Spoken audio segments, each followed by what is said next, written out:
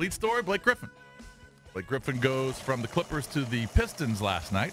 Big deal. Blockbuster deal with the Clippers sending their high-priced, high-profile player, a guy who signed a 5-year, $171 million deal last summer. What a lifestyle downgrade going from L.A. to Detroit in right. the dead of winter. Yeah. Yuck. He'll find the best place to live, though. His life is still great. Don't he's get me making wrong. $35 million a year. But it's great living.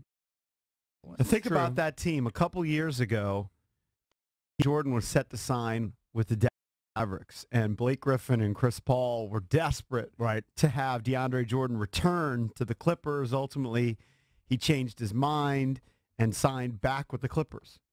Now Chris Paul is in Houston, and Blake Griffin is in Detroit. They're clearing the deck to try to lure LeBron there when he becomes a free agent. Those are the reports. So it's just a matter of, you know what? The Clippers are about to become the Washington Wizards of the Western Conference because they're going to clear all this cap room. LeBron's not going to sign there, most likely, and then give a big bag of money to the next Jan Mahinmi. Isn't Lawrence Frank running the show there, or I believe so. like a high executive there? Yes, because Doc Rivers essentially got demoted. Yeah, and Jerry West. I mean, there's some people just making decisions there. They're saying, well, screw this. Right. Well, they're also making a decision which the Wizards are going to do this year, but I think at some point they may have to do it if they don't go through.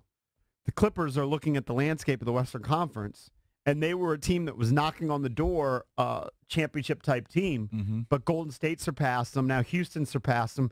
They realize even if you have Blake Griffin, DeAndre Jordan, and the players that they have, even if they're completely healthy, they don't have a shot in the Western Conference. Well, and here's so the they're other thing. reloading and just start.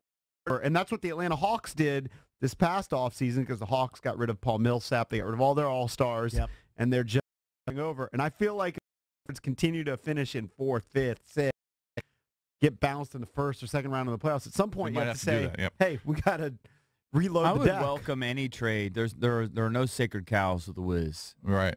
Whatever. Anything to shake it up.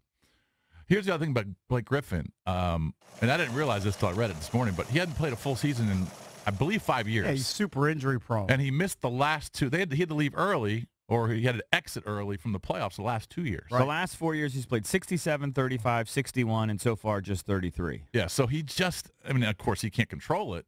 He's just got this injury bug. Yep. Yeah. And for a guy that you're paying $30 to $35 million a year, he's got to be there. Have you watched him lately, though? Yeah, well, I'm just not full games. I see him in highlights. He's become a really good three-point shooter. Yeah, he has. And he's a really good passer. So he's in I don't know that the Wizards could have made a deal for him, but I would have explored it if I was Ernie. Well, what are you going to give up for him? Yeah, what are you going to give up? You got to give up.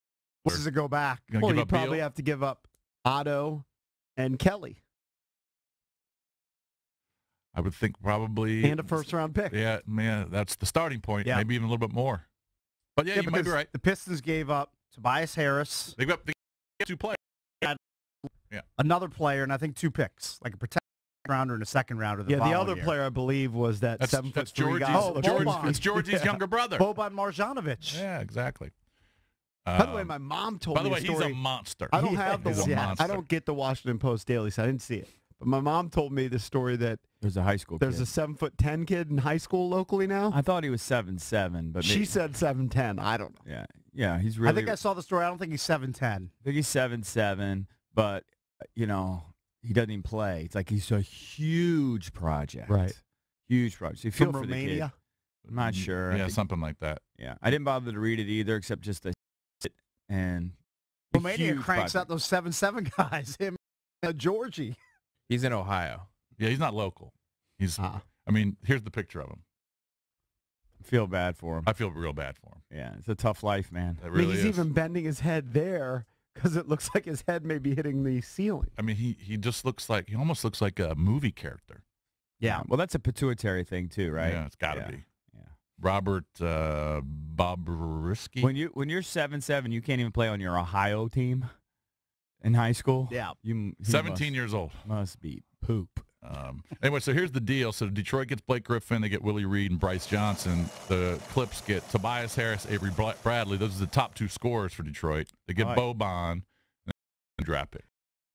By the way, in the Eastern Conference, watching NBA TV and Isaiah Thomas and Sam Mitchell breaking it down, and I thought maybe it was Kenny Smith who called in, thought they brought up a good point that in the Eastern Conference, where there's not Golden State and Houston, and there aren't an abundance of three-point shooting teams, Detroit figures, why not go big? It's kind of old school basketball, but they're going with Drummond and Blake Griffin, and they maybe have a shot to move up to 4 seed or something like that. Yeah, we'll see. Hard to keep up. They're 2.5 back of the Sixers for the 8 spot now, so they got some work to do.